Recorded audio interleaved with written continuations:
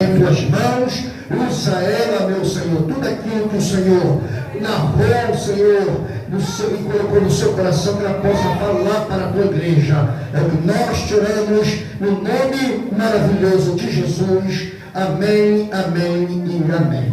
Glória, obrigado, Senhor. Glória. A paz do Senhor, igreja. Amém. Esse amém foi para mim, pode ser melhor. A paz do Senhor, igreja. Amém. Amém de vitoriosos. Amém de quem vem buscar a tua vitória.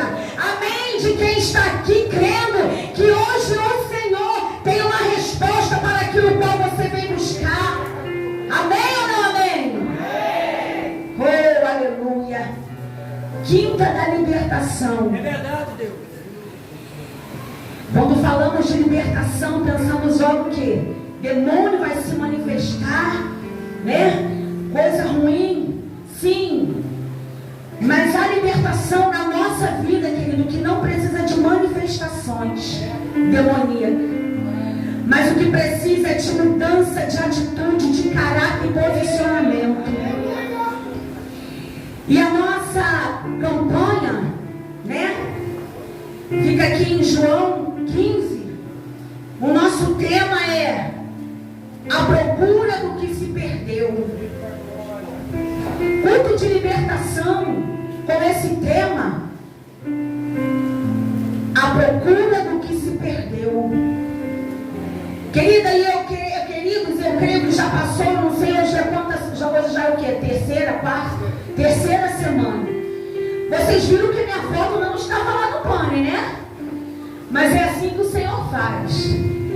E a gente entende que um bom soldado, ele precisa estar preparado quando ele é chamado para estar à frente. E eu entendo que a minha foto não precisa estar em pane.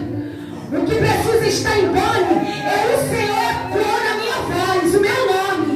E Ele ecoou meu nome nesta noite para estar aqui ministrando para a igreja. Querido, e uma responsabilidade muito grande, porque é campanha. E quando nós nos lançamos, você vê como a igreja fica cheia em dia de campanha, porque todo mundo quer milagre. Eu também quero. Em campanha a gente faz propósito, a gente faz desafio, a gente sabe que não pode quebrar a campanha, não é assim?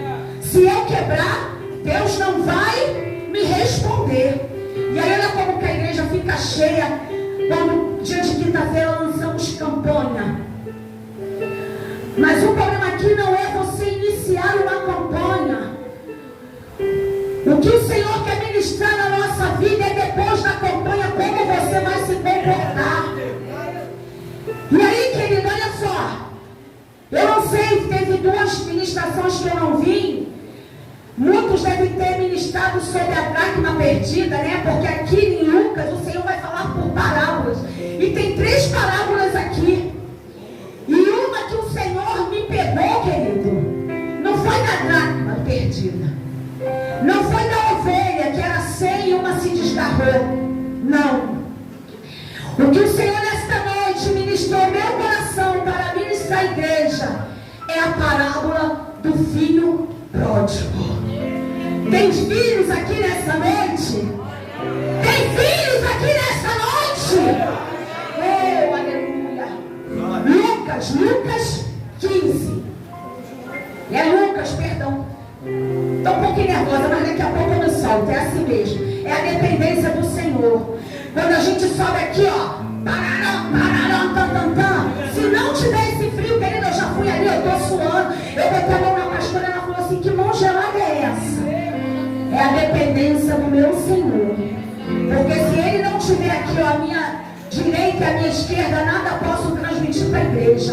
Sou como uma lata, que só faço barulho. Mas eu entendo que a minha dependência vem do Senhor.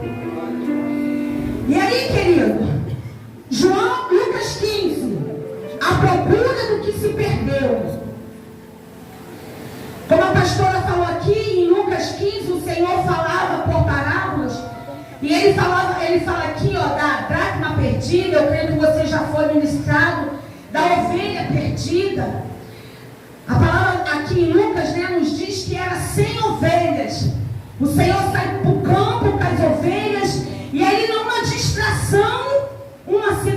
ela se desgarrou.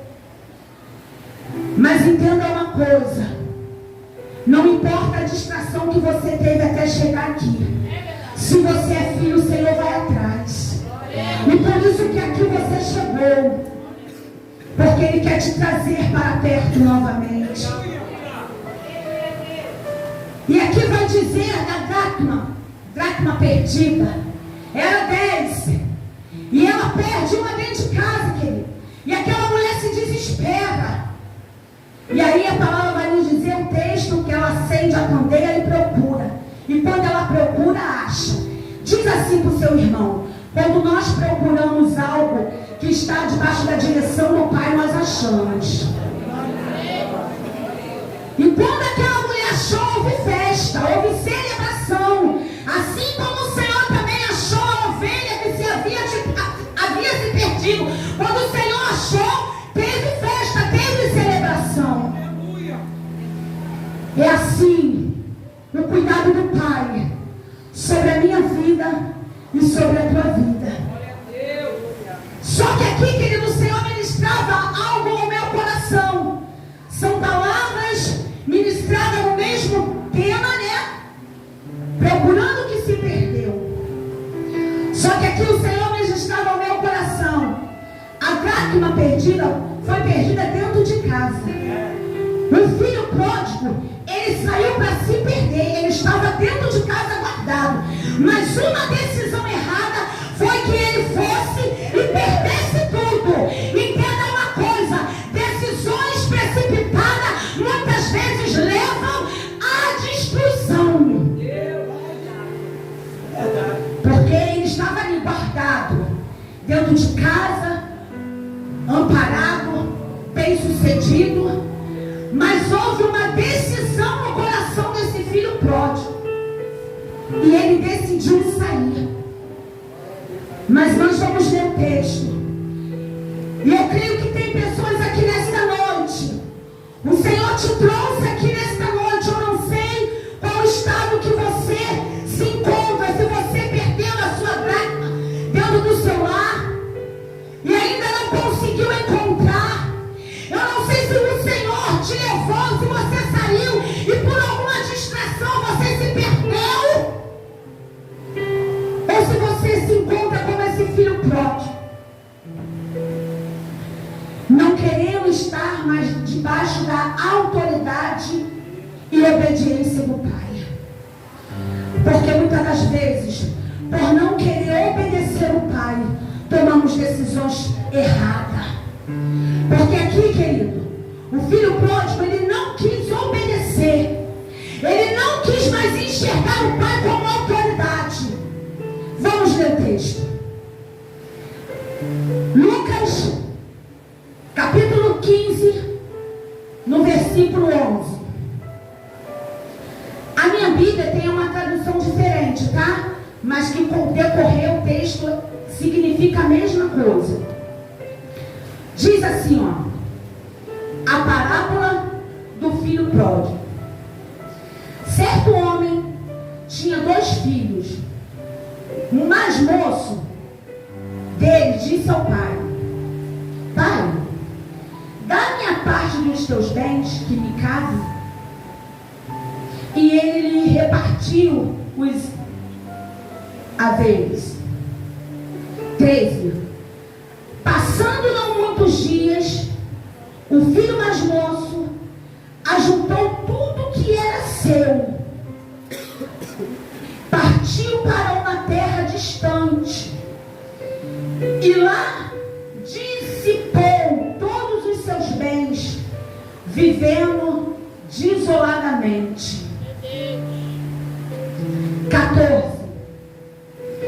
E depois de ter consumido tudo, sobreveio naquele país uma grande fome, e ele começou a passar necessidade. Repita comigo: e depois de ter consumido todo aquele seu bem, teve fome. Repita, igreja: fome. Fome. E começou a passar necessidade. Então, 15. Então ele foi e se entregou a um dos cidadãos daquela terra. E este o mandou para o seu campo, para cuidar de porcos. 16. E ali desejava ele fartar-se-á das alfarrobas que os porcos comiam, mas ninguém lhe dava nada. Você vê um rapaz que tinha tudo dentro do seu lar, perdeu tudo, foi cuidar de porcos e desejou comer a comida do porco. Olha que situação que esse filho chegou. Vamos lá. 17. Então caindo em si, disse: quantos trabalhadores do meu pai têm pão com fartura, e eu aqui morrendo de fome. Querido, olha, quando ele cai em si, bateu a saudade, bateu o arrependimento, e o Senhor trouxe a memória dele. E olha o que ele falou: enquanto os trabalhadores do meu pai têm fartura de pão, eu aqui mendigando, desejando comer as comidas dos porcos. Oh Senhor, tem de misericórdia. Tem pão de fartura e eu aqui morro de fome. 18.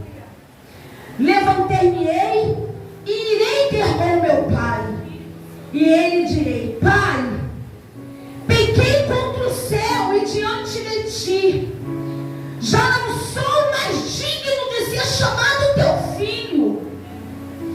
Trata-me como um dos teus trabalhadores.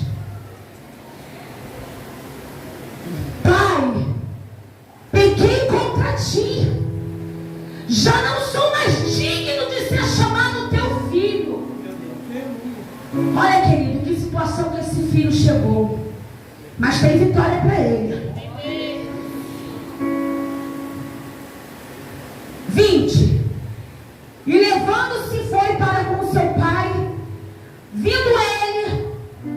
avistando ele ainda de longe, quando seu pai o avistou, de compassividade dele, correndo, o abraçou e o beijou. 21. E o filho lhe disse: Pai, pequei contra o céu e diante de ti, já não sou digno de ser chamado teu filho. 22. O pai, porém, disse aos teus servos: trazei depressa a melhor roupa e veste, ponham nele um anel no dedo e sandália nos pés. Trazei também e matei um novilho cevado, comamos e regozijamos. 24. Porque este meu filho estava morto e reviveu, estava perdido e foi achado, e começaram a regozijar.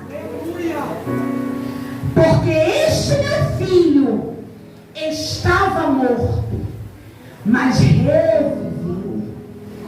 Quando nós tomamos decisões que não está pautada no coração do Pai, precisamos ser humilde e reconhecer e fazer o caminho de volta, porque foi isso aqui que esse menino ele fez.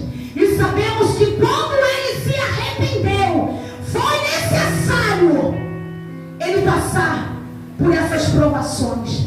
Mas quando ele retornou, houve festa, houve honra, houve, querido, autoridade disposta de novo, porque anel quer dizer autoridade, anel quer dizer honra.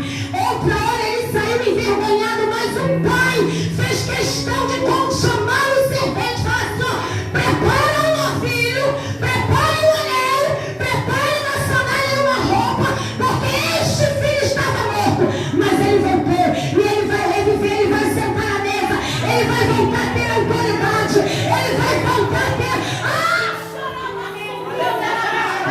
Porque muitas das vezes, querido, perdemos a direção, padecemos por atitude errônea. A igreja pode se assentar. Eu não sei falar assim, essa é a minha introdução, eu já começo, eu saio atropelando tudo, porque eu sou assim, ó, se não estiver aqui, eu vou esquecendo o que eu esteja. Querido, como é que é mesmo o tema do culto de libertação? A igreja, qual é o tema? Queridos, vocês não sabem qual é o tema? Aí já tem uma porção de filho pródigo, está na casa, está perdido.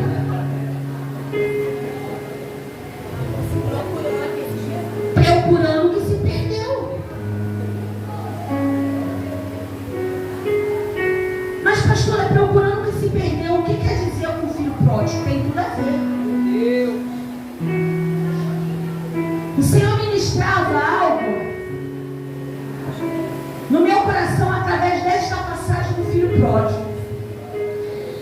E eu sei que o Senhor, ele palestra com cada um diferente. O Senhor se revela a palavra dele diferente para mim, para o pastor João, pastor Luiz, pastor Maxwell, pastora Patrícia.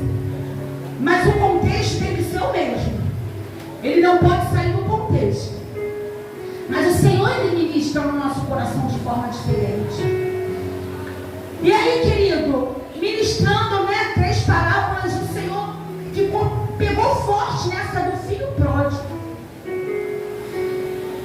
E nós lemos, eu fiz questão de ler devagar, para que você viesse entender a profundidade que tem essa mensagem nesta noite. Estamos falando aqui, o texto nos relata de um homem bem-sucedido, um homem que tinha bens, que tinha fazenda, mas também nós entendemos que toda pessoa que nasceu num lar, que a família tem condições financeiras, você só pode receber a herança quando a pessoa morre. Não é assim? Se o meu pai tem bens, eu ainda tenho pai e tenho mãe.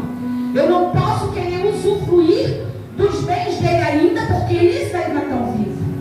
Mas quando eles virem, não está mais no meio de nós, eu tenho 7 irmãos, vamos sentar e vamos fazer a divisão da herança. Não é assim, querido? Sabemos que só podemos tomar posse de algo de alguém se a pessoa morreu ou se a pessoa fez, porque rico, né, faz testamento. Rico faz questão de deixar tudo anotado para não ter briga. Ó, isso é para fulano, isso é para ciclano. Então aqui nós sabemos que esse filho totalmente rebelde, totalmente fora da direção dos princípios. E os judeus, eles não aceitavam isso como ninguém aceita, querido. Quem entende de lei não vai aceitar essa atitude do filho, de querer o bem, querer que o pai venha repartir o bem, ele aí tem vida. E aí entenda uma coisa, por causa de um pedido de um filho, e a palavra aqui nos relata que foi o mais moço, não foi nem o mais velho que tomou essa decisão, que peitou o pai, foi o mais moço. E o que o pai fez? O pai foi lá, dividiu para os dois, ainda que um permanecesse, mas o pai dividiu a herança para o mais moço e para o mais velho. E o Senhor ministrava algo no meu coração, e eu titulei, estou aprendendo com o Senhor, eu titulei esse culto de hoje, que diz assim, querido, olha, todo filho rebelde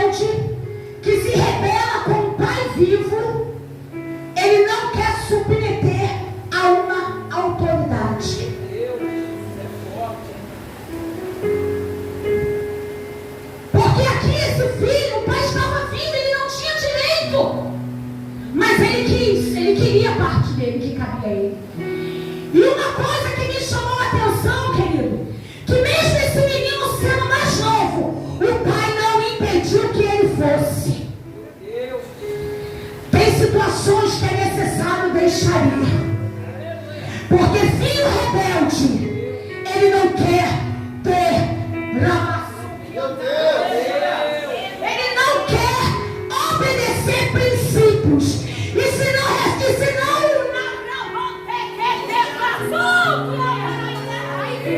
não tem princípios, se não quer obter uma autoridade, não tem como as bênçãos do Senhor me alcançar. E aquele homem, querido, porque imagina o coração, eu já passei por isso. O meu filho um dia decidiu sair de casa, ir embora, e morar sei lá onde. E eu não tinha paz. Eu acordava pelas madrugadas, chorando, querendo saber se comeu, se tomou banho, se dormiu. É desesperador quando o filho toma essa decisão de querer sair de casa. Mas entenda uma coisa: para haver crescimento, precisa deixar ir. Mesmo que quebre a cara, desculpa a expressão, mesmo que venha todo machucado, mas é necessário deixar ir.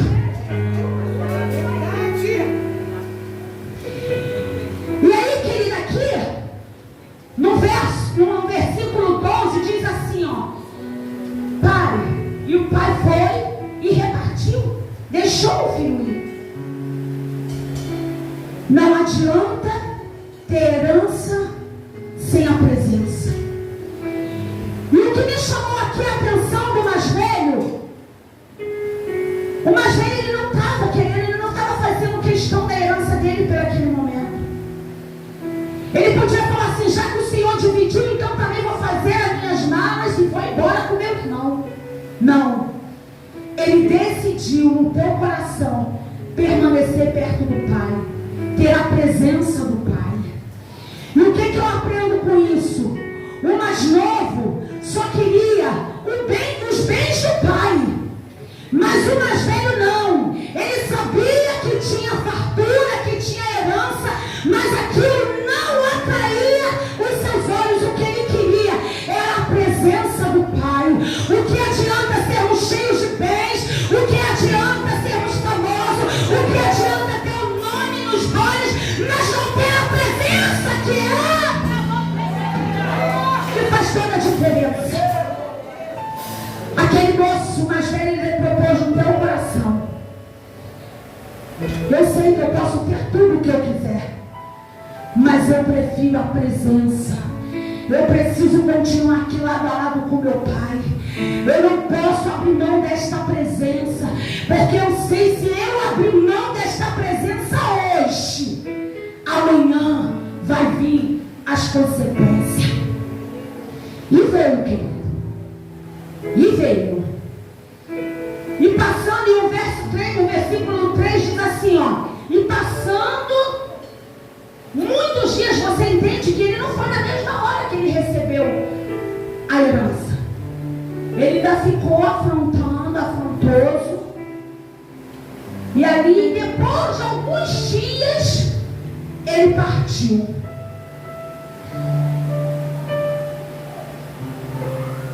Ele partiu.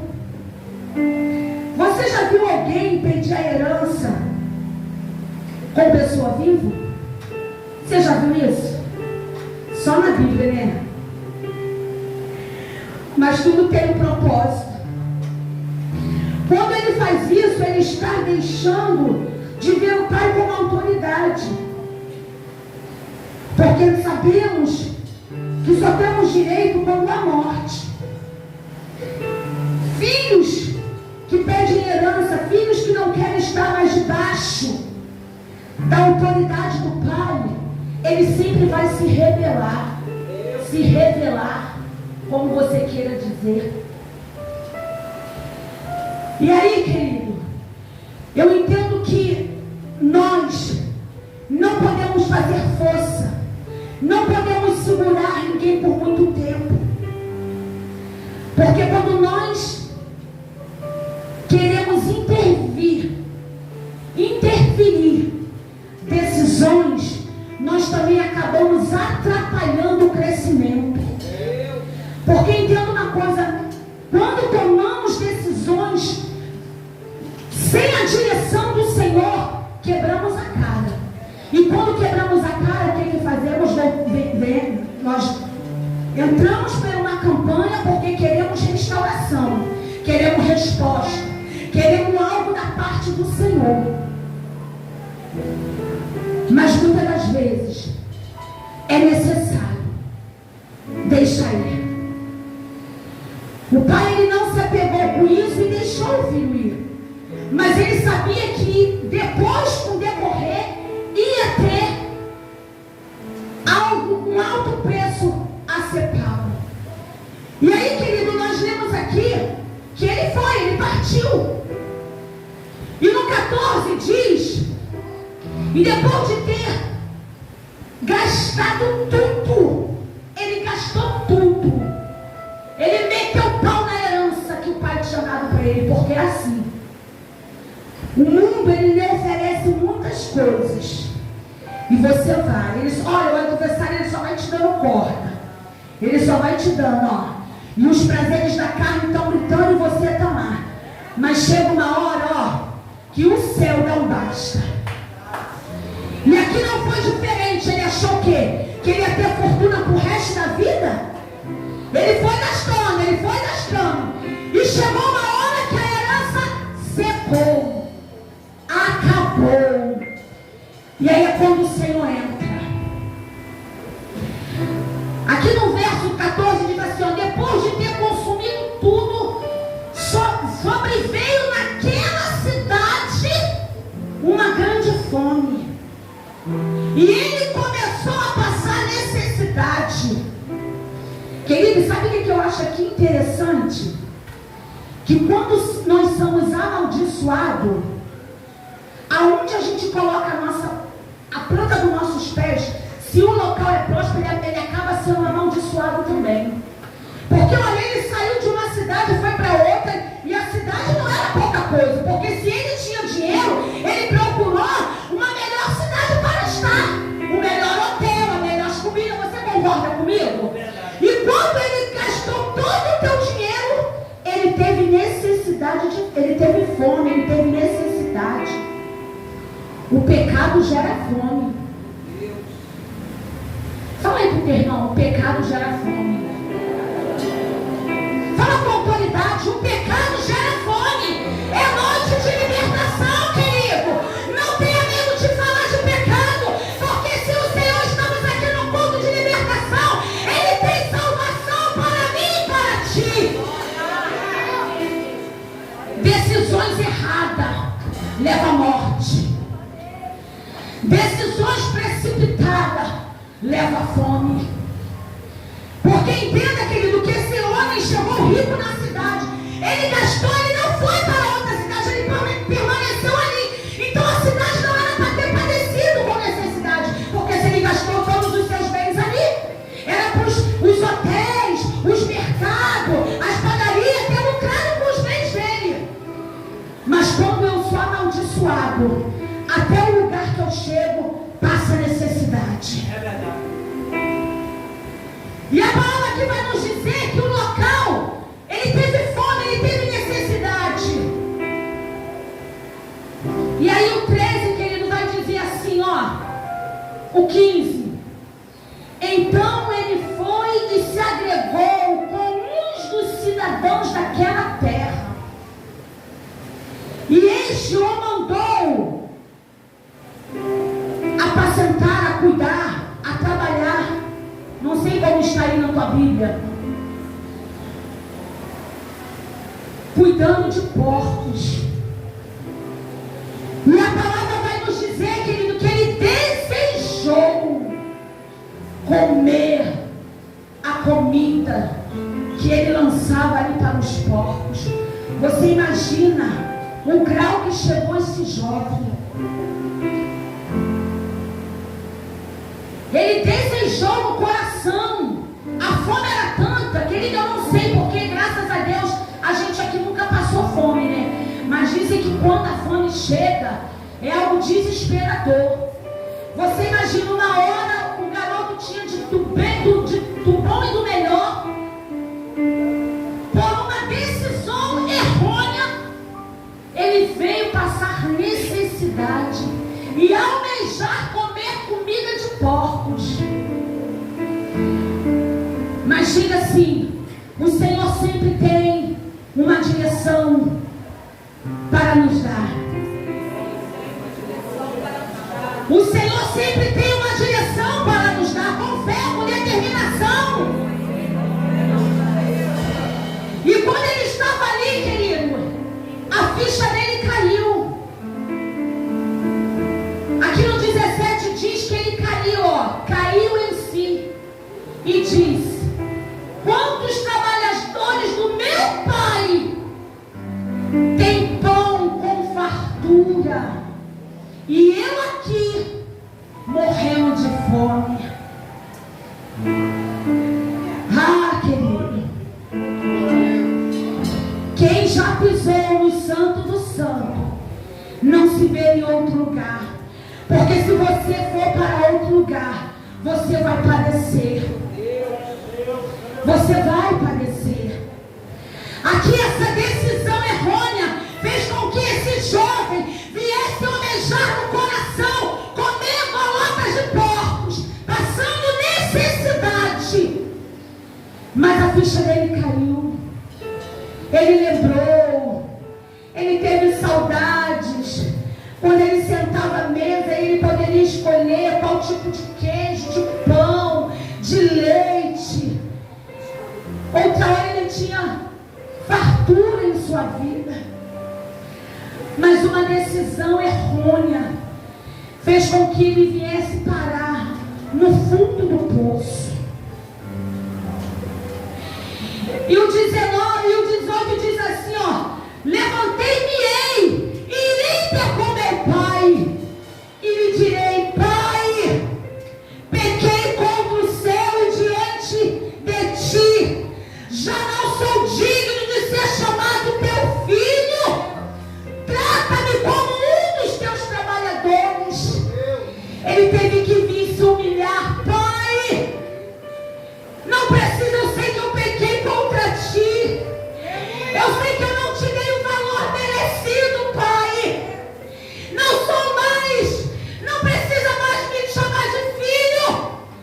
Mas deixe-me voltar. Deixa-me fazer parte aí da equipe de funcionários, Pai. Pai, eu preciso voltar. Eu preciso retornar, Pai. E aí, querido, o pai levantou-se, foi para com ele. E de longe, quando o pai avistou, porque assim, o filho pode ser ingrato, o filho pode te virar as costas, mas quando ele gritar: Pai, o pai está sempre, para socorrer. E não é diferente na minha e na tua vida. Muitas das vezes, quando tudo vai bem, esquecemos do Pai. Quando tudo está favorável a meu e teu favor, não queremos mais estar nas orações, não queremos estar nos cultos, porque tudo está favorável. Mas quando começamos a perder algo, gritamos: Pai! Pai, estou aqui, Pai! E todo pai conhece a voz do teu filho. E o pai, ouvindo, esqueceu da ingratidão que o filho tinha feito. Correu, o abraçou, o beijou. E o que a palavra aqui, o 19, o 21 diz? E o pai pegou e ele repetiu de novo: olha, porque quando nós erramos, querido, precisamos ser verdadeiro e ser humilde para declarar aonde erramos. Pai, pequei contra ti. Vem comigo, 21. E o filho lhe disse: Pai, pequei contra o céu e diante de ti, não sou digno de ser chamado teu filho. Ninguém é digno de nada, querido. Quem disse que eu sou digno porque eu estou aqui pregando a palavra? O que seria de mim se não fosse a graça e a misericórdia do Pai? Aí achamos que só porque temos um entendimento, sim, queremos pisar. Nós não somos dignos de nada. Temos que a cada dia se render aos pés do Senhor, se humilhar e falar: Pai, pequei, pequei, Senhor. E pecado tem nome. Sabe por quê? Há muito entre nós, fatigado, cansado e oprimido, porque peca, mas não quer dar nome ao pecado.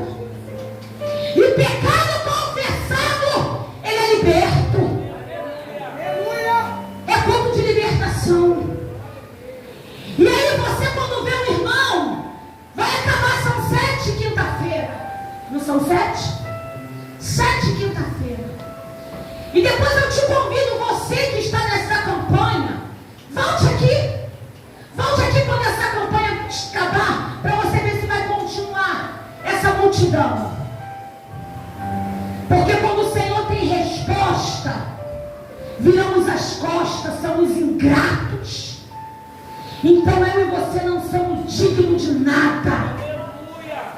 O que seria de mim e de você se não fosse a graça do Pai? Nós não temos mérito porque pregamos, porque oramos, não. Todos nós temos a graça. E é a graça que nos faz nos humilharmos diante do Senhor e falar para Ele: Pai, pequei, mas me dá a segunda chance. Pai, estou aqui porque eu entendo que eu pequei contra Ti e contra o céu. Mas eu quero voltar. Eu preciso fazer o caminho de volta. E aí, querido, diz aqui, ó, no 23, o Pai se alegrou no coração e falou para os seus serventes: trazei também e matai um novilho cevado e comamos e regozijamos, porque este meu filho estava morto e reviveu, estava perdido e foi achado. E começaram a regozijar no Senhor. Eu quero te dizer que o Senhor não tem prazer quando você retrocede, mas Ele tem prazer, tem festa, tem alegria quando você faz o caminho de volta. E nesta noite tem vidas aqui que precisam fazer os caminhos de volta. Nesta noite tem filhos aqui que por alguma decisão pecou contra o céu, pecou contra o Pai, pecou contra ti mesmo. Porque quando nós pecamos, querido, entenda uma coisa: nós não estamos prejudicando quem está do nosso lado, não. O maior prejudicado somos nós mesmos. Porque fica assim, ó, o céu fica cerrado e as bênçãos não caem sobre a tua casa, sobre a tua vida, sobre a tua descendência. Tem decisões erradas que eu e você tomamos. Todos aqueles que estão a nosso derredor sofrem junto. Porque aqui essa decisão errada desse filho trouxe sofrimento ao pai. Mas o pai, a todo tempo, ele estava ali, como eu, que sou mãe, você que é pai. Não deixe de orar pelos seus filhos, não deixe de orar pela tua casa, porque se ainda existe um filho pródigo, no tempo de Deus haverá restituição. Haverá. O que nós não podemos, querido, é virar as costas, mas nós temos que estar sempre assim, porque quando nós ouvimos a voz dele: Pai, Pai, eu estou ouvindo alguém me chamar.